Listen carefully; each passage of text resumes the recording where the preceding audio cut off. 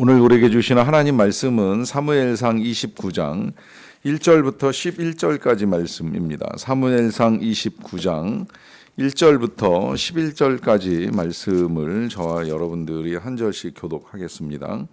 블레셋 사람들은 그들의 모든 군대를 아벡에 모았고 이스라엘 사람들은 이스르엘에 있는 셈 곁에 진쳤더라. 블레셋 사람들의 수령들은 수백 명씩 수천 명씩 인솔하여 나아가고 다윗과 그의 사람들은 아기스와 함께 그 뒤에서 나아가더니 블레셋 사람들의 방백들이 이르되 이 히브리 사람들이 무엇을 하려느냐 하니 아기스가 블레셋 사람들의 방백들에게 이르되 이는 이스라엘 왕 사울의 신하 다윗이 아니냐. 그가 나와 함께 있은지 여러 날 여러 해로되 그가 망명하여 온 날부터 오늘까지 내가 그의 허물을 보지 못하였노라. 블레셋 사람의 방백들이 그에게 노한지라. 블레셋 방백들이 그에게 이르되 이 사람을 돌려보내어 왕이 그에게 정하신 그 처소로 가게 하소서. 그는 우리와 함께 싸움에 내려가지 못하리니 그가 전장에서 우리의 대적이 될까 하나이다. 그가 무엇으로 그 주와 다시 화합하리이까? 이 사람들의 머리로 하지 아니하겠느냐이까? 그들이 춤추며 노래하여 이르되 사울이 죽인 자는 천천히요 다윗은 만만이로다 하던 그 다윗이 아니니까 하니 아기스가 다윗을 불러 그에게 이르되 여호와께서 살아계심을 두고 맹세하노니 내가 정직하여 내게 온 날부터 오늘까지 내게 악이 있음을 보지 못하였으니 나와 함께 진중에 출입하는 것이 내 생각에는 좋으나 수령들이 너를 좋아하지 아니하니 그러므로 이제 너는 평안히 돌아가서 블레셋 사람들의 수령들에게 거슬러 보이게 하지 말라 하니라. 다윗이 아기스에게 이르되 내가 무엇을 하였나이까? 내가 당신 앞에 오늘까지 있는 동안에 당신이 종에게서 무엇을 보셨기에 내가 가서 내 주 왕의 원수와 싸우지 못하게 하시나이까 하니 아기스가 다윗에게 대답하여 이르되 네가 내 목전에 하나님의 전령같이 선한 것을 내가 아나 블레셋 사람들의 방백들은 말하기를 그가 우리와 함께 전장에 올라가지 못하리라 하니 그런즉 너는 너와 함께 온 내 주의 신하들과 더불어 새벽에 일어나라. 너희는 새벽에 일어나서 발거든 곧 떠나라 하니라. 같이 읽겠습니다. 이에 다윗이 자기 사람들과 더불어 아침에 일찍이 일어나서 떠나 블레셋 사람들의 땅으로 돌아가고 블레셋 사람들은 이스라엘로 올라가니라. 아멘. 이스라엘 백성들이 애굽에서 나오게 되었을 때 아마 처음에 애굽을 떠나며 굉장히 희망찬 출발을 했으리라고 생각을 합니다. 오랫동안의 노예 생활을 끝내고 또 애굽에서 얻게 된 은금 보화 옷들을 가지고 양떼들을 몰고 애굽을 떠날 때 나름 새로운 삶에 대한 이제 희망이 있었지 않았을까 생각을 합니다. 그런데 이제 그들의 발걸음이 몇 걸음 가지 못해서 큰 어려움에 직면을 하게 됩니다. 그건 이제 그들 앞에 홍해가 놓이게 된 것이지요. 이 홍해를 건널 수 없다는 사실을 알고 그렇다고 해서 애굽으로 돌아갈 수도 없는 이런 상황을 이제 우리가 흔히 진퇴양난이라고 표현을 합니다. 나아갈 수도 없고 물러설 수도 없는 상황입니다. 이런 시련이 이스라엘 백성들에게만 찾아오는 것이 아니라 때때로 우리의 삶에도 찾아올 수 있습니다. 이러지도 못하고 저러지도 못하는 상황. 어제 신문 기사에는 이제 그런 이야기도 나왔더라고요. 이 파업하고 병원을 떠난 이 전공의가 다시 토요일에 이 응급실로 복귀를 해서 이제 치료를 도왔다라고 하는 것인데 파업은 평일에 진행되는 것이기 때문에 이제 토요일은 아무도 없는 상황에서 일하는 것이 파업과 전혀 무관하다 이제 개인적인 생각을 가지고 의료 공백을 이제 메웠다라고 하는 이야기인데 기사를 읽어가면서 지금 이제 그런 입장이 비슷할 것 같다는 생각이 들어요. 이러지도 못하고 저러지도 못하는 이제 이런 상황이죠. 근데 이런 상황들이 되게 많은 사람들의 삶에서도 일어납니다. 어떻게 해야 좋을지 모르는 상황들을 함께 겪어 나가는 것입니다. 그 일이 지금 이제 다윗에게도 똑같이 일어났습니다. 그는 오랫동안 블레셋 가드 지파에 피신해서 몸을 숨기고 있었는데 또 하나의 위기가 찾아오고, 이 위기는 이제 자신의 목숨 신변만을 위한 위기가 아니라 어떻게 보면 이제 영적 민족적 도전 앞에 이제 놓여 있다고도 볼 수가 있겠는데요. 이렇게 말씀드리는 이유는 지금 이 블레셋과 이제 이스라엘이 다시 전쟁을 해야 되는 상황이기 때문입니다. 이 블레셋은 아벡에, 또 이스라엘은 이스라엘 평지의 자리를 잡으면서 전쟁을 할 기세를 취하고 있는데, 다윗 입장에서는 이제 어느 편을 들기도 어렵잖아요. 블레셋 편을 들면 이스라엘 동족과 이제 영영 원수가 되고, 동족을 해했던 자신이 다시 돌아가서 이스라엘의 왕이 된다, 꿈도 꿀 수 없는 일이 벌어지고 마는 것이고요. 그렇다고 해서 이제 와가지고 이스라엘의 편을 들자라고 하면 지금까지 자신을 지켜줬던 이 아기스 왕에게 이제 배신하는 행위가 되고, 또 실제로 자기 자신과 함께하는 많은 사람들이 블레셋 진영에 있기 때문에 그게 현실적으로 어려워서 과연 이 상황에서 이럴 수도 없고 저럴 수도 없는 어려움에 직면했다고 볼 수가 있습니다. 결국 이제 이런 상황 속에서 다윗은 이 가드왕 아기스의 뒤를 쫓아 자신의 사람들과 함께 이 전쟁터로 참여하게 될 수밖에 없는데요. 그런 상황 속에서 이 다윗과 그의 사람들을 본 블레셋의 여러 방백들이 가드왕 아기스에게 질문을 합니다. 도대체 이 히브리 사람들은 뭐냐? 이제 이런 식의 질문인 거죠. 그러자 아기스가 변론을 해요. 이 다윗과 그의 사람들은 이미 여러 해 전에 내 나라로 망명해 온 사람들인데, 이 사람들이 나와 함께 머무는 동안에 단 한 번도 지금까지 그의 허물을 본 적이 없다라고 하는 말을 합니다. 그러니까 어떻게 보면 이 아기스 왕이 다윗을 위한 변론을 한다고 볼 수가 있겠는데요. 그 변론의 내용은 다윗에게 허물도 없거니와 의심의 여지도 없다라고 하는 거예요. 자, 이렇게까지 변론을 했음에도 불구하고 블레셋 사람들은 그가 함께 전쟁터에 나가는 것을 용납할 수가 없습니다. 그 이유를 아주 여러 가지로 제시를 합니다. 일단은 돌려보내라라고 하는 말부터 시작을 해서 다윗을 믿을 수 없다라고 이야기를 하고요. 그가 언제 사울과 함께 이제 한패가 될지 모른다는 거예요. 또 한패가 되기 위해서 그를 뒤따르는 600명의 사람들이 있는데, 이 정도의 사람만 있으면 사울 앞에 가서 머리를 숙이고 그와 한편이 되는 거 별로 어렵지 않다. 더더군다나 이 다윗이 우리가 듣기로도 한때 사울이 죽인 자는 천천히요 다윗이 죽인 자는 만만이라고 하는 노래가 나올 정도로 이스라엘에 있어서는 굉장히 싸움 잘하는 장수로 알려져 있는데, 그런 사람과 함께 우리가 지금 이스라엘의 전쟁터에 나간다라고 하는 것은 불가능한 일이 아니겠느냐라고 하는 말로 이제 아기스에게 이야기를 합니다. 자, 여기서 어떻게 보면 저는 아기스도 똑같이 이제 진퇴양난의 상황에 이제 놓였다고 생각이 되는데요. 그야말로 다윗을 데리고 나갈 수도 없고 버리고 나갈 수도 없는 상황이 돼버리고 만 거예요. 버리고 나가자니 이제 자신에게 있어서의 큰 병력의 손실도 오거니와 다윗을 믿어왔던 자신의 신뢰도 깨지는 이제 어려움도 있고요. 또 한편으로는 데리고 나가자니 그야말로 동족인 블레셋 여러 지파 왕들에게 이제 원수 같은 입장이 될 수도 있으니, 이 진퇴양난의 어려움을 아기스가 대신 진다고도 볼 수 있는 이제 그런 상황이 되었습니다. 그러다 보니까 이제 이 블레셋 여러 지파 왕들을 설득하는 것이 아니라 다윗을 설득을 합니다. 그 다윗을 설득하는 내용은 이렇죠. 네가 지금까지 나에게 보여왔던 이 정직함이나 악이 없다는 거는 이제 나도 인정을 하겠다라고 하는 거예요. 그런데 나와 함께 전쟁터에 드나드는 건 아무래도 좀 어려울 것 같다. 그 어려운 이유는 지금 이 블레셋 여러 수령들이 너를 거부하고 있기 때문이다라고 하는 것이죠. 그래서 일단 물러가서 이 사람들의 눈에 거슬러 보이지 않게 하는 것이 좋겠다라고 하는 말을 합니다. 자, 이런 이야기를 들으니까 이제 다윗이 아기스에게 하는 말이 8절인데요. 다윗이 아기스에게 이르되 내가 무엇을 하였나이까? 내가 당신 앞에 오늘까지 있는 동안에 당신이 종에게서 무엇을 보셨기에 내가 가서 내 주 왕의 원수와 싸우지 못하게 하시나이까? 라고 하는 말을 합니다.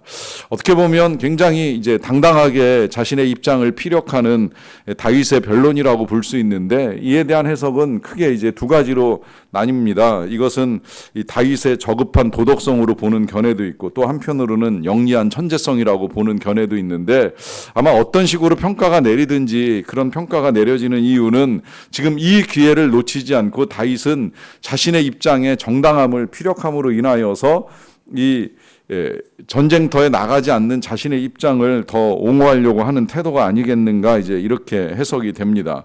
어쨌든 다윗은 이제 큰 소리 칠 수 있는 입장에 놓였고요. 그러다 보니까 아기스가 이제 다시 한번 다윗을 설득하기를 잘 알고 있다고 이야기를 하지요. 지금까지 네가 하나님의 전령같이 선한 것을 내가 아는데 지금 당장에는 이 블레셋 방백들과 함께 전쟁터에 나가는 것은 불가능하다라고 하면서 이 다윗을 돌려보내는 일을 하게 됩니다. 그래서 결국은 이 다윗이 이 아기스의 명령대로 다음 날 새벽에 자신의 병력들과 함께 이 블레셋으로 후퇴하는 일을 할 수밖에 없는데요.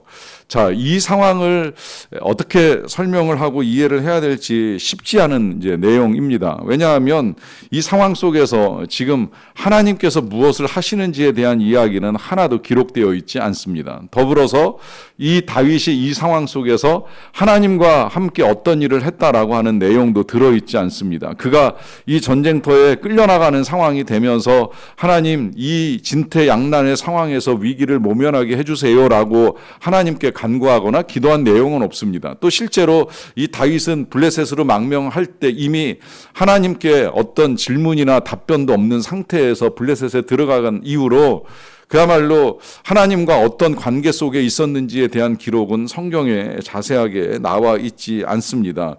그러다 보니까 이 다윗이 어떤 상태에서 이런 일을 겪게 되었는지 우리가 알 수 없고요. 다만 한 가지 일단 겉으로 드러나는 건 다윗 입장에서는 명분도 얻었고 실리도 얻었어요.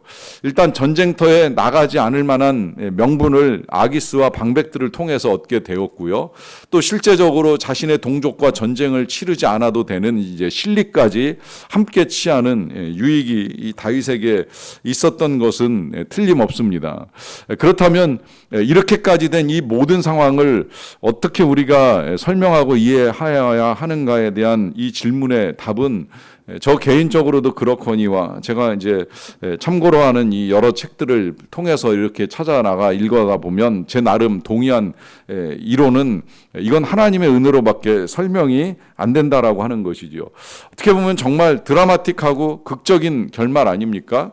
이러지도 저러지도 못하는 상황 앞에서 마치 홍해가 드라마틱하게 열리면서 생각지 못하게 이스라엘 백성들이 그 바다를 건너갔던 것처럼 지금 다윗 또한 이러지도 저러지도 못하는 상황에서 생각지 않게 방백들의 입술을 통하여서 전쟁에 참여하는 것이 거부가 되고 결국은 이 전쟁에서 물러나 후퇴할 수 있는 길이 열려 있는 것이지요. 자, 이것이 다윗 입장에서는 부정한 선택을 한 결과일 수도 있다고 여겨집니다. 하나님의 뜻을 묻지 아니하고 그야말로 인간적인 생각으로 블레셋으로 피해버린 다윗이 겪을 수밖에 없는 마음의 고통과 어려움이라고 할 수가 있겠는데요. 그 어려움 가운데서도 하나님은 다윗을 지키신다는 사실입니다. 이것이 사실 저는 늘 감사한 하나님의 은혜라고 여겨지는데요. 우리의 이 부정함 내지는 부당함, 불의함에도 불구하고 하나님이 은혜를 베풀어 주신다는 사실입니다. 이 다윗이 어떻게 보면 이 블레셋의 가드왕 아기스 밑에 들어간 것은 다윗의 선택이고 또 옳다고 볼 수 없는 일이 될 수 있을지는 모르겠지만 때로는 하나님께서 그 그늘 아래에서도 쉬게 하시는 은혜를 베풀어 주시는 거예요. 간혹 이 회사를 다니는 이제 젊은 청년들이 그런 질문을 할 때가 있습니다. 이 회사의 상사나 혹은 함께 일하는 사람이 뭐 신자일 때도 있고 아닐 때도 있는데 그 밑에서 일하는 게 너무 힘들게 여겨진다라고 하는 것이죠. 특히나 이제 믿음을 지키고 교회 생활을 하려고 하다 보면 불신자인 상사나 혹은 선배들을 만나서 일할 때에 어려움을 겪는 것을 호소할 때입니다. 저는 그 어려움 뭐 있을 수 있다고 생각을 하고 뭐 저도 겪어봤던 어려움이기도 합니다만은 그런데 그 어려움이 그 상황 속에서 다 나쁜 것인가라고 하는 질문도 한번 이제 다시 해보게 되는 거예요. 왜냐하면 그런 불편한 상황들을 우리가 일상 속에서 겪어 나갈 수는 있는데 하나님은 그 불편한 상황을 통해서도 우리에게 필요한 것들을 공급하시고 또 도우시는 은혜를 베풀어 주시기 때문입니다. 그렇게 말씀을 드리는 이유가 지금 이제 여기 이 아기스 밑에 있는 다윗에게서 볼 수 있는 현상이라고 할 수 있겠는데요. 그것은 다윗이 일단 이 아기스 아래 있음으로 인하여서 사울로부터의 공격을 수년 동안 피해 왔습니다. 그리고 이제 전쟁에 나갈 수밖에 없는 이 불가피한 상황 속에서도 하나님은 이스라엘 방백들을 통하여 이 다윗이 전쟁터에 참여하는 이 악한 길을 막으신다는 것이죠. 자, 이것을 통하여서 하나님께서 이 다윗을 돕고 계시는 것이 너무나도 명백한데요. 그렇다면 왜 도우실까요? 그 도우심에는 여러 가지 이유가 있습니다. 그것은 하나님께서 이 다윗에게 기름 부으심을 하셨고요. 또 사무엘을 통하여 언약을 세우셨고요. 그 언약과 더불어서 지금 많은 사람들의 축복이 다윗에게 있었습니다. 우리가 아는 것만 하더라도 요나단의 축복이 있었고 또 아비가일의 축복이 있었고 심지어 마지막에 사울의 축복도 있었잖아요. 네가 결국은 이스라엘의 왕이 될 것이다라고 하는 축복이 있었어요. 그리고 네가 나를 지켜준 것 같이 여호와께서도 너를 지키시기를 원한다라고 하는 참 많은 사람들의 축복이 이 다윗에게 임하고 그 축복 가운데 다윗은 전쟁을 피하고 살아남는 하나님의 은혜를 누리게 됩니다. 이렇게 말씀을 드리는 이유가 무엇인지 아시지요? 그것은 그와 같은 은혜를 다윗만 입고 살아가는 것이 절대 아니라고 하는 사실입니다. 여러분, 우리가 다 그런 은혜를 입고 살아가는 사람들입니다. 우리의 선택이나 우리의 결정 내지는 우리의 생각이 언제나 다 옳다고 감히 얻지 말아겠습니까? 여러분, 사람의 생각은 처음부터 틀렸어요. 우리는 죄에 끌리는 본성을 가지고 태어났기 때문에 지금은 동성애도 죄가 아니라고 생각하는 착각이 일어날 만큼의 여러 가지 일들이 벌어집니다. 죄에 끌리는 건 본성적으로 타고난 것이지 이게 무지하다는 것이 절대 아닙니다. 여러분, 그런 상황 속에서 얼마나 우리는 잘못된 생각과 선택을 할 가능성이 많은 사람들입니까? 그런데 하나님은 우리를 택하셔서 성령으로 기름 부어주시고 우리에게 성경으로 언약해 주시고 또 많은 상황들을 통해서 우리를 축복하시고 지켜가시고 함께 하시는 일들을 이루어 가십니다. 그러하기 때문에 내 인생이 정말 진퇴양난이다 어찌할 바를 모르겠다라고 하면 그 상황에서 하나님을 신뢰하십시오. 하나님을 의지하십시오. 하나님만이 막혀있는 바다를 열어 길을 내시고 싸울 수밖에 없는 전쟁터에서 물러설 수 있는 길을 열어주시기 때문입니다.